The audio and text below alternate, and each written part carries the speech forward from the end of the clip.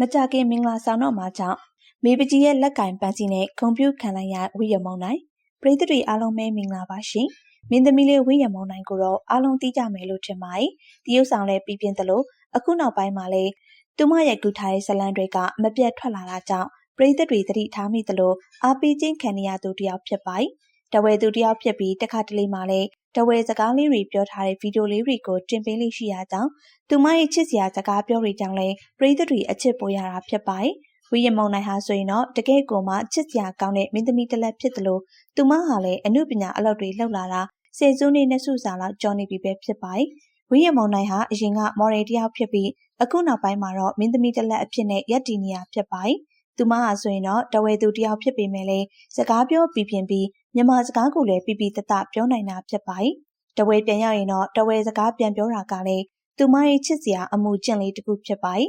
ဝိရမုံနိုင်ဟာတော့အမုံမြင့်ဇလန်းတွဲမှာလူပိုတိလာပြီးတော့အောင်မြင်မှုပိုရလာခဲ့တာဖြစ်ပါတယ်အိမ်နောက်အရှုံးမဲ့အနိုင်ကဇက်တိုက်ထွက်လာတာကြောင့်လည်းပိုအောင်မြင်လာခဲ့ပါတယ်အောင်မြင်လာတဲ့အမျှသူမအချစ်ရေးကိုလည်းပရိသတ်တွေကစိတ်ဝင်စားနေကြတာဖြစ်ပါတယ်ဝိရမုံနိုင်ကလည်းသူမအချစ်ရေးနဲ့ပတ်သက်ပြီးချစ်သူကြီးသားရှိကြောင်းအရေးမှုအနေနဲ့ပြောပြခဲ့ပူပါတယ်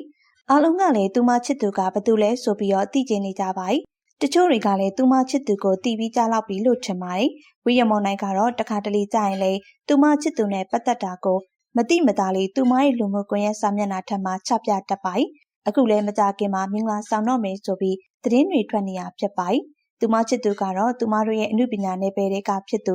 MRTV ပုံမင်းသားချော်လေးဖြစ်တဲ့စီတူဝင်းပဲဖြစ်ပါတယ်စီတူဝင်းကတော့အရင်ကလူမှုရေးပြဿနာအရှုပ်ရှင်းတွေရှိခဲ့ပေမဲ့လည်းအခုနောက်ပိုင်းဝိရမုံနိုင်နဲ့တွေ့ပြီးအတော်လေးကိုတည်ငြိမ်လာတာကိုလည်းတွေ့မြင်ရမှာဖြစ်ပါတယ်ဝိရမုံနိုင်ဟာဆိုရင်တော့စီတူဝင်းနဲ့အခုနောက်ပိုင်းတပူပူတွဲလုပ်နေပြီးချစ်သူတွေပါလို့တိုက်ရိုက်ဝေမခံထားပေမဲ့လည်းသူမတို့နှစ်ယောက်လက်ချင်းတွဲပြီးရှောက်လည်နေကြတာတွေ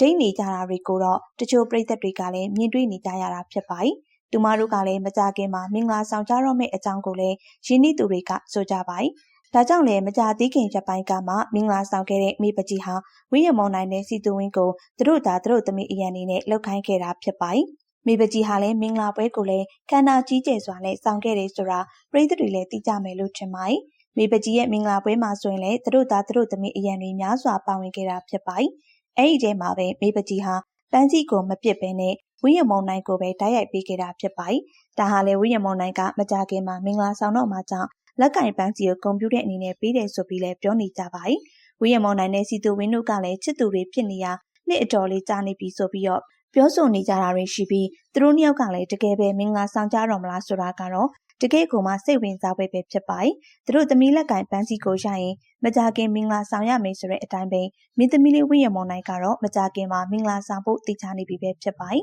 ပရိသတ်တွေလည်းမင်းသမီးလေးဝိရမုံနိုင်အတွက်အားပေးစကားလေးပြောပြီးသွားကြပါအောင်ရှင်